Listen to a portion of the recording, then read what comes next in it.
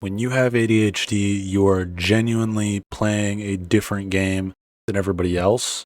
But if you don't know that, you're going to suck really bad at that game. The way I like to think about productivity, or one of the frameworks that I think about it from, is productivity is like war. It's very, very similar to war because you need to allocate your resources correctly. You need to have supply lines, supply chains established if you want to be healthy.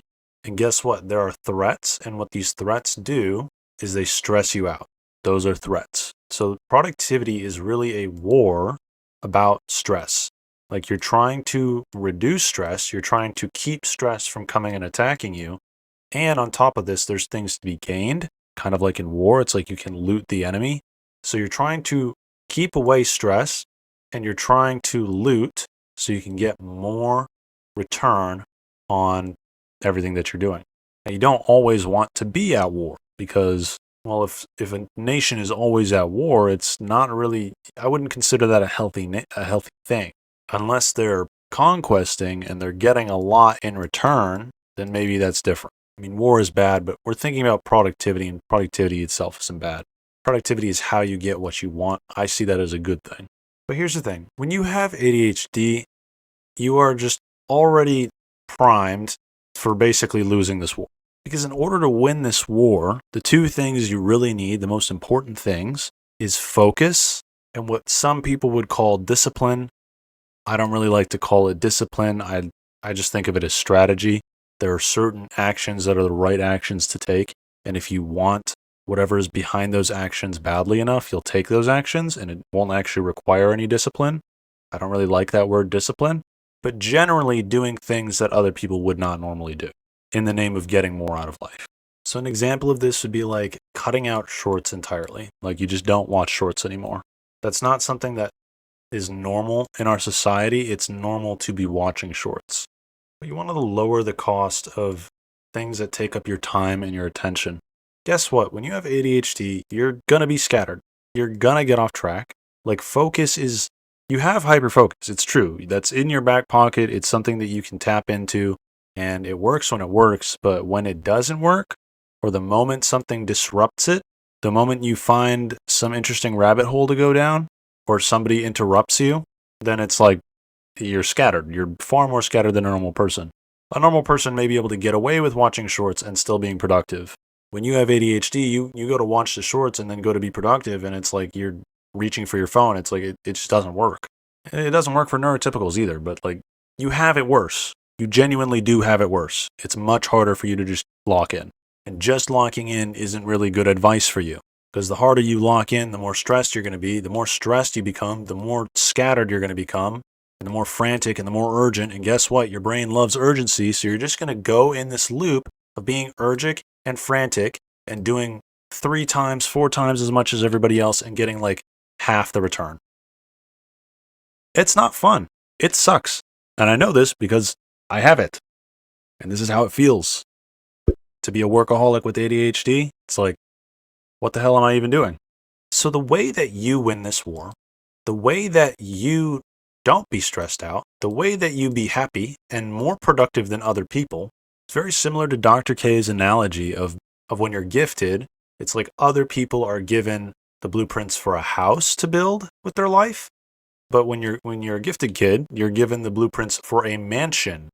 And it takes much more work to get the mansion up and running.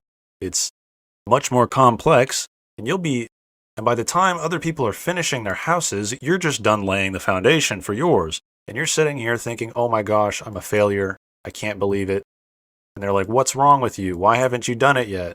So this is a very, very similar framework. But if we're thinking in terms of war, it's like other people are bum rushing the base. And you know what? It kind of works for them because maybe they had the right tool for the job. But you were not given the right tool for the job. You were given like a stick to go bum rush the base with. And it's like, yeah, you could clobber with the stick, but why? There's a better way. The way you can think about this is like everybody's in a race towards the finish line, but because you know that no matter how hard you try, you will never, ever, ever and I'm just being honest, you will never be able to achieve as much as somebody else who doesn't have ADHD in this race. You will be trying twice, 3 times as hard, and they will still be breezing you in this race. What that means is that you shouldn't be playing in this race. You have to change your mindset so that you start playing a different game so you can get different results. And this is the game that most people who are like this never realize that they could be playing because they're doing well at this one. They're getting the dopamine feedback loop with this one.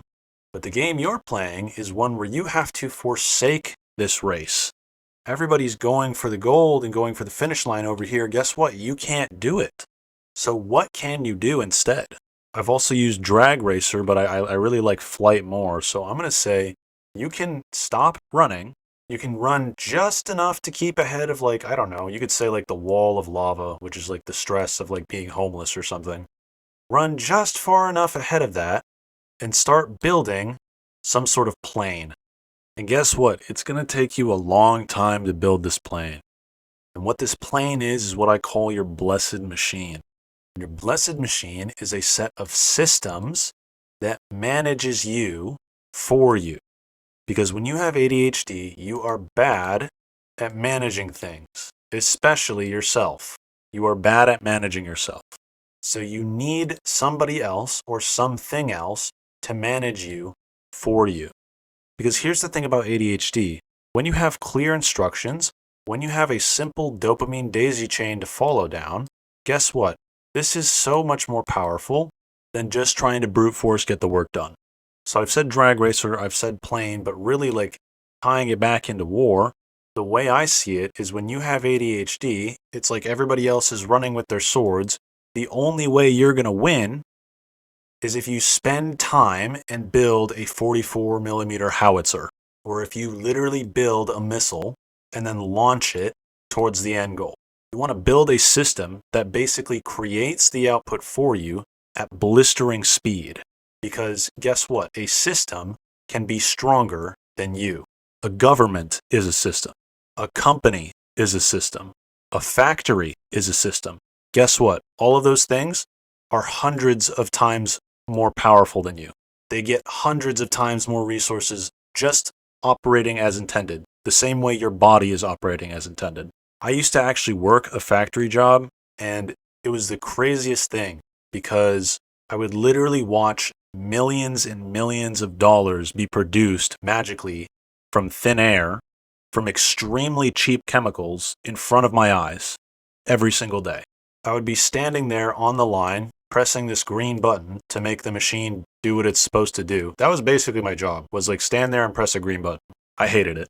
You get so bored it drives you up a freaking wall.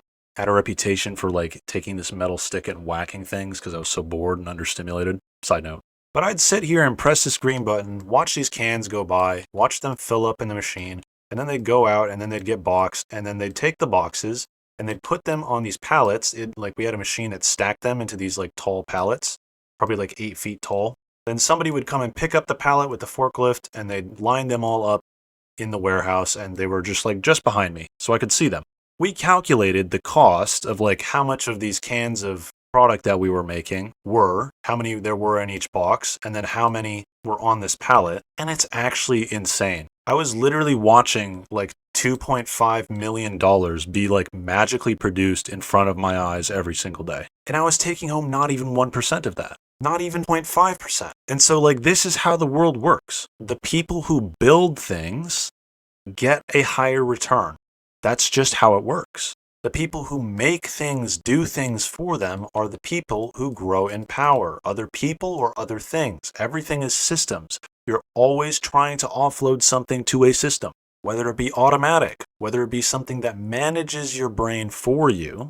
And guess what? When you have a collection of these systems running in tandem that produce the life that you actually want, then you have the missile. Then you have the thing that literally just like blows up threats, and before they even begin, before they even start to arise, and then you're out on top. And then when you're on top like this, then you have enough clarity to strategize even better, and then you can start your world domination arc. When you take over the world, please remember me.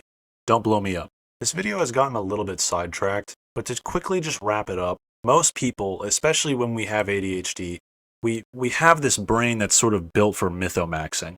It's like we want glory because glory involves urgency and like stimulating crazy stories, and like we kind of want our life to be a myth and we want to like go out in a blaze of glory.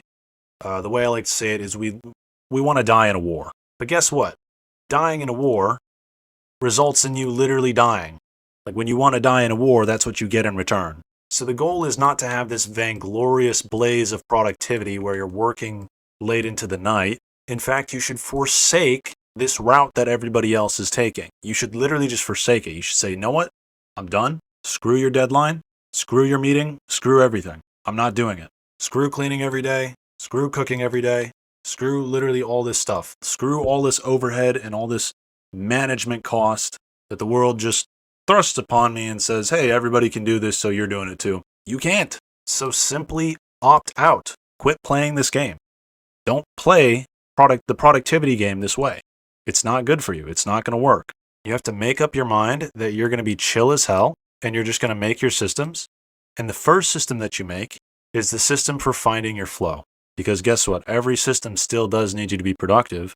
And the way that you work, you have hyperfocus. So the best option for you, if you can think of it as like you're going to be distracted and scattered and like doing a million things and not making good choices and not good executive decisions, if you're not in flow, if you only have like these two modes of scattered and hyperfocus, you want to be in hyperfocus. You want to be in flow. So you need to make a system for getting into flow. In fact, that'll be the next video. And my last tip for you real quick here is when you start building these systems, you need to be ender. The whole point of productivity is to finish. Like that's the goal. If you think about a war, the whole point is to destroy the enemy. And guess what? This enemy in productivity is things that cause you stress. You can also think of it as the enemy is resistance. Literally every time, it's resistance. So what you're trying to do is end the enemy completely. You don't want to like push the enemy back. Think about what happened when the US went to the Middle East. It's like we made a bunch of people really angry. We didn't completely destroy the enemy. And so then they survived, and then they went and recruited a bunch more people to attack us. And now we have the problem of ISIS. And I don't know if the algorithm's going to let this video get through, so pray for me. So when you're in the productivity war, you need to crush the head of the serpent. Don't let it come back. This looks like is finishing a system, so it's complete. And my tip for you is sometimes systems you need time to collect data on them, and that's normal, that's fine. So try and only be building 2 at a time. If you're doing 3, you're just managing your resources poorly. And which one should you do first? You should do the one that's going to give you the highest ROI, which I'm not going to lie, in the start is the thing that's going to reduce your stress the most. So if for some reason dishes is the thing that stresses you out the most, maybe you should save up and buy a dishwasher. Maybe you should pay your neighbor to come and wash your dishes for you. Maybe you should get rid of all your dishes and only have 1 bowl and 1 spoon and 1 fork. And like that's it. And they need to be washed every time. But this way it's only like 2 dishes instead of a giant pile. I'm not going to lie, guys. This is actually what I do. And this has been so much better than letting dishes pile up in the sink. Which I was on top of my dishes when I did have more. But yeah, if you ever get hit with like a wave of depression or something, this is really nice. It's just like, oh, I literally can't eat unless I wash these 2 dishes. And then your brain will like put it off for a while. Okay, maybe I won't eat for a while. But then eventually it's like, no, you just slay the resistance because you're hungry. And then it becomes a habit. Oh, as soon as I'm done eating, I wash it because I know that next time that'll make it easier and then I can just eat. So this is actually a really good strategy. Just having like 1 bowl, 1 fork, 1 spoon. A big glass bowl will work. I'm not gonna lie, dishes are overhead anyways. You just don't really want to be doing that. Unless you're a baker or a cook. I don't know. But like, have this mindset. How can I reduce the stress? How can I be extreme and stop playing the game that everybody else is playing? What sort of crazy out-of-the-box thing can I do that makes my life better that nobody would see coming? Because guess what? When you have ADHD, your brain is basically built for creative problem solving. Like the parts of our brain that are hyperactive, that's the parts. We're good at creative problem solving. So quit trying to be uncreative and like bum rush the base with your stick while everybody else has a sword. Slow down, get creative, think outside of the box, build your personal missile. That way you can end the war once and for all. But that's all, guys. Thank you so much for watching till the end of the video. That's the most important stat. Go ahead and like and subscribe if you want more of this content, if you want to see it in your feed, if you want this content to be pushed out to more people. My upload schedule is going to be a little hectic right now. I've made a few mistakes and my war is getting a little bit excessive. So I need to dial back, bring things down a notch. So it's going to be a little while before we're back on the normal upload schedule. But yeah, that's all, guys. Thank you so much for watching. Peace out.